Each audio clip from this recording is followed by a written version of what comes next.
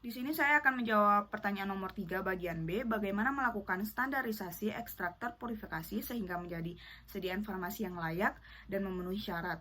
Standarisasi ekstraktor purifikasi sehingga menjadi sedia informasi yang layak dan memenuhi syarat dapat dilakukan dengan beberapa langkah. Nah, di sini saya mengambil referensi jurnal dari Mulangsri et al. Yang berjudul Standarisasi Ekstraktor Purifikasi Daun Mangga Arum Manis. Nah, pada penelitian tersebut didapatkan yang pertama, pengumpulan bahan uji. Pilihlah daun mangga arum manis yang berasal dari Kecamatan Sukoreja, Kendal, dan dipetik pada masa yang tepat. Lalu yang kedua, pengeringan. Nah, daun mangga arum manis harus disortasi, dicuci, dan dikeringkan dengan lemari pengering suhu 40 derajat Celcius hingga kering sempurna. Lalu yang ketiga, pengumpulan ekstrak.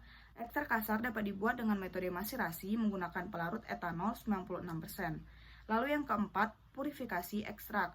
Untuk menghilangkan zat balas yang tidak dapat menghasilkan efek terapi, ekstrak terpurifikasi dapat dibuat dengan proses ekstraksi cair-cair menggunakan pelarut air panas etilasetat.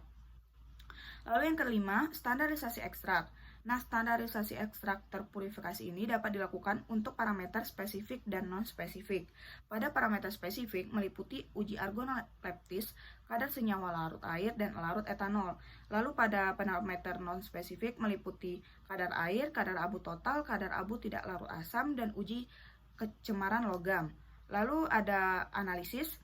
Hasil uji parameter spesifik berupa ekstrak terpurifikasi daun mangga arum manis kental berwarna hijau kecoklatan. Nah, kadar senyawa larut air dan larut etanol, kadar air, kadar abu total, kadar abu tidak larut asam, dan uji cemaran logam dianalisis secara deskriptif. Lalu yang terakhir, pengujian aktivitas terapi.